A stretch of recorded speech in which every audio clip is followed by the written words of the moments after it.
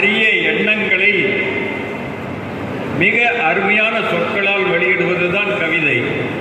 அந்த வகையில் ஜெயக்குமார் சிறந்த கவிஞராக விளங்குகிறார். ஒரே ஒரு எடுத்துக்காட்டு சொல்ல விரும்புகிறேன். அவர் இன்று வெளியிடுகின்ற ஐக்கூ கவிதைகள் அடங்கிய ஒரு நூல் இன்று வெளியிடப்படுகிறது. அந்த நூலிலே 3 வரிகள் தான் ஒரு ஐக்கூ கவிதைக்கு இருக்கும். அதில் ஒரு கவிதையில் அவர் சொல்லுகிறார், குப்பை வண்டி சரி செய்கிறது பௌர்ணமி நிலவு என்று எழுதியிருக்கிறார். வண்டி என்னவோ குப்பை வண்டி தான், ஆனால் நிலா வெளிச்சத்தில் பார்த்தால் அது அருமையான வண்டியாக இருக்கிறது, அற்புதமான வண்டியாக இருக்கிறது. நில ஒளி அந்த குப்பை வண்டியையும் சரி செய்கிறது. எனக்கு கம்பனின் பாடல் ஒன்று நினைவுக்கு வந்தது அந்த வரிகளை படிக்கிற பொழுது. கம்பன் நிலா வெளிச்சத்தை பற்றி, நிலவு வருவதை பற்றி பல இடங்களில் அருமையான பாடல்களை பாடியிருக்கிறார்.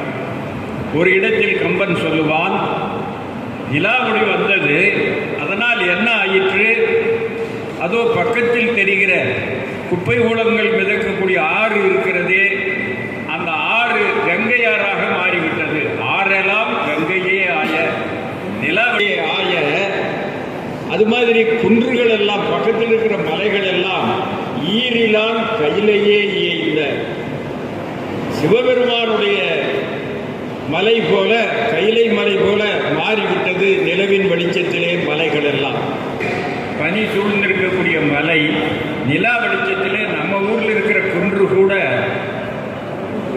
அந்த பனி சூழ்ந்த மலை போல் காட்சியளிக்க ஆரம்பித்தது என்று கம்பன் சொல்லுவான். 3 தொகுதிகளாக இங்கே இன்று வெளியிடுகின்றார். நல்லாசிரியராக விளங்கக்கூடிய ஜெயக்குமார் சிறந்த கவிஞராகவும் விளங்குகிறார்.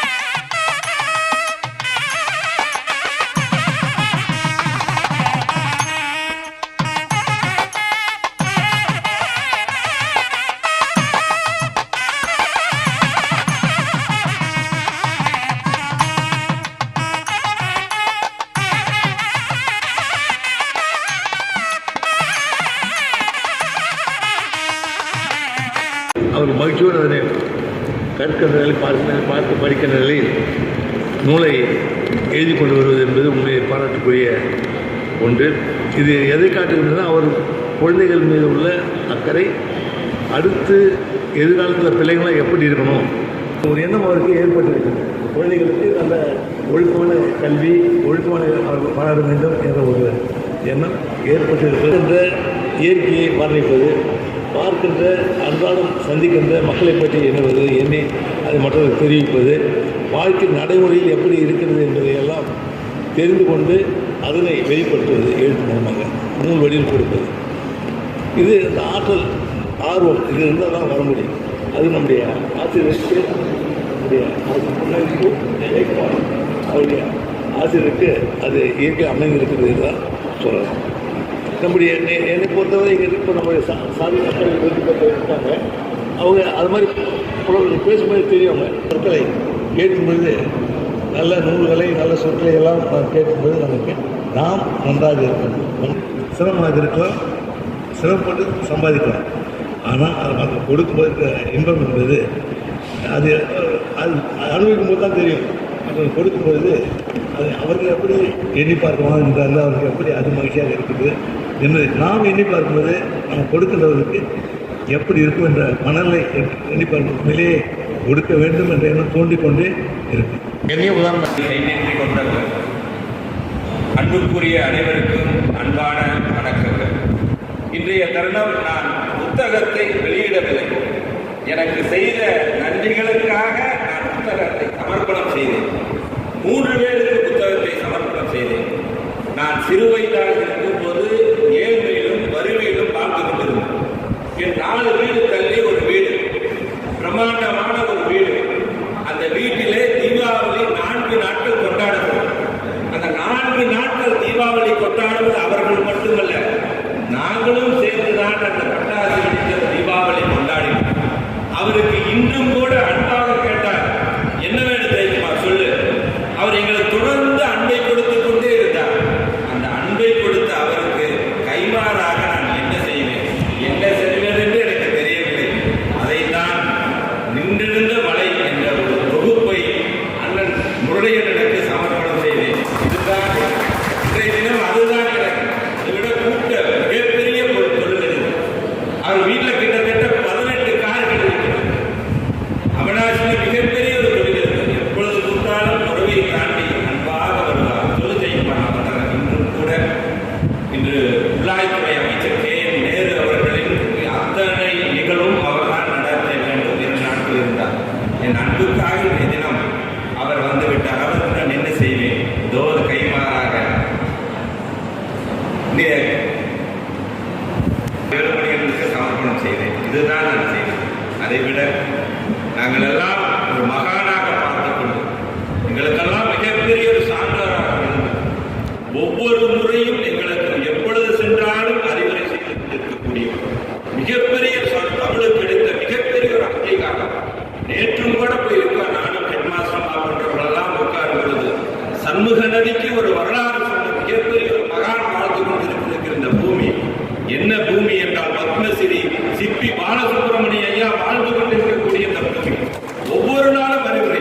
என் மகன் ஒரு ஓவியத்தை கொடுத்து அழகு பார்த்து கொண்டிருக்கக்கூடிய எங்கள் அழகு மகன் சிப்பி ஐயாவுக்கு நான் என்ன கைமாறு செய்வேன்? என்னிடம் என்றும் இல்லை. இந்த புத்தகம்தான் இருக்கிறது.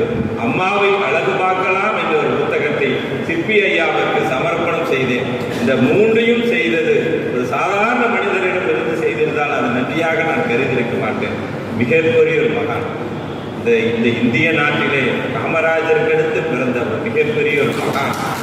மகானின் கைகளால் இந்த 3 பேர்த்தை நான் அழகு சேர்த்தினேனே, இதை விட வேறு எந்த தேவை? முறையை அப்பப்போ சொல்லுவார், ஜெயக்குமார் என்ன நாள் தள்ளிட்டே போகுது அப்படின்னு கேட்கும் பொழுது முறையன்னு சொல்லக்கூடிய ஒரே வார்த்தை, நல்ல மனுஷன். நல்ல மனுஷன். அவர் கையால் அந்த புத்தகம் வெளியிடுவது என்பது மிகப்பெரிய ஒரு அங்கீகாரம். இதற்கு மேலே என்ன வேண்டும் என்று கேட்பார். உண்மையாவே நான் எத்தனையோ விருதுகள் பெற்றாலும், எத்தனையோ சிறந்த ஒரு மனிதனாக ஆனாலும் இன்றைய தருணம் என்னால் வாழ்க்கையில் மறக்கவே முடியாது. ஏனென்றால் எனக்கு நன்றி செய்த உங்களுக்கும் இந்த நேரத்தில் சமர்ப்பணம் செய்தேன்.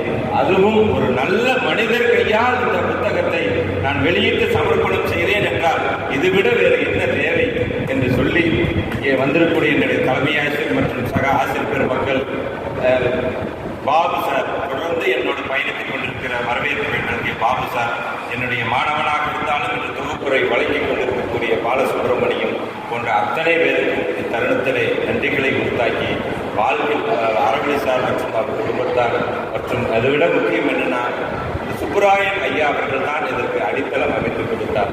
தொடர்ந்து அவரை அழைத்து வந்து எங்களை எல்லாம் பாண்டிச்சேரி போனீங்களா, அவரை பார்த்தீர்களா என்று ஒவ்வொரு நாளும் தந்தைக்கு நிகராக இருந்து எங்களை எல்லாம் வழிகாட்டிய சுப்புராயன் ஐயாவிற்கும் தருணத்திலே நான் நன்றிகளை உறுத்தாக்கிக் கொள்கின்றேன், கருதுகின்றேன். உங்கள் அத்தனை பேருக்கும் நன்றிகளை உறுத்தாக்கி நன்றியோடு விடைபெறுகிறேன். நன்றி, வணக்கம்.